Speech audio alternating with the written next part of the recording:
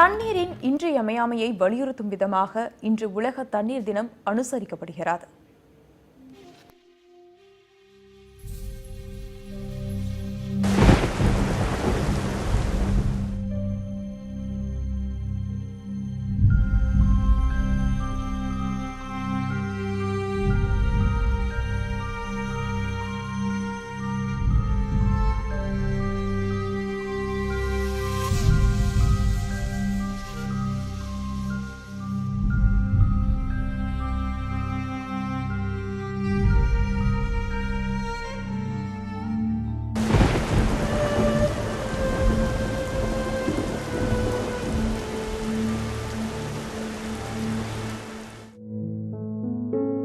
நீரின்றி அமையாது உலகு என்பது வள்ளுவனின் வைரமொழி.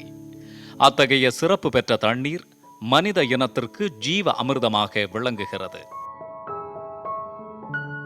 ஆனால் மனிதனின் பேராசையால் நீர் வளங்கள் அழிக்கப்பட்டு நிலத்தடி நீரும் உறிஞ்சப்பட்டு விட்டது. நமது அடுத்த தலைமுறைகள் தூய்மையான தண்ணீரை பருகுவார்களா என்ற கேள்வி இப்போதே பலமாக எழுந்துவிட்டது. உப்பு கடலால் இந்த உலகம் சூழப்பட்டிருந்தாலும் மனிதனுக்கு தான் பயன்படுத்தக்கூடிய அளவுக்கு கிடைக்கக்கூடிய நன்னீரின் அளவு வெறும் 2.5% மட்டுமே.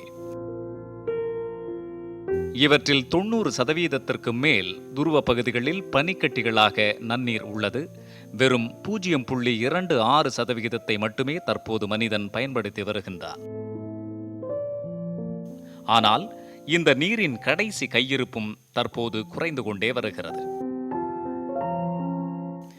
நீரை சேமிக்க வேண்டியதன் அவசியத்தை வலியுறுத்தி 1993 ஆண்டு மார்ச் 22ஆம் தேதி உலக தண்ணீர் தினமாக அனுசரிக்க வேண்டும் என்று ஐக்கிய நாடுகள் சபை அறிவித்தது. நமது மூதாதையர்கள் இயற்கையோடு ஒன்றி வாழ்ந்த காலங்களில் நிலத்தடி நீரும் நீர்நிலைகளும் உயிரோட்டமாக இருந்தன.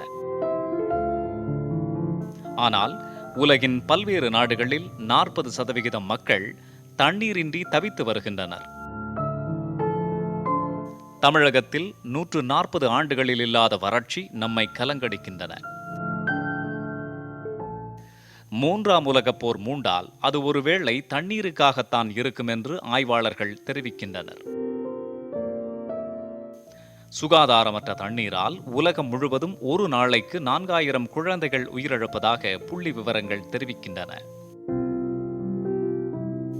நிலத்தடி நீரையும் நீர்நிலைகளையும் பாதுகாப்பது மக்களின் சமுதாய கடமை என்றாலும் நீரை சேமிக்க அதற்கான நீர்நிலைகளை உருவாக்குவது, அணைகளை கட்டுவது அரசின் தலையாய கடமை என்பதை ஆட்சியாளர்கள் மறந்துவிடக் கூடாது என்பது சமூக ஆர்வலர்களின் கருத்து.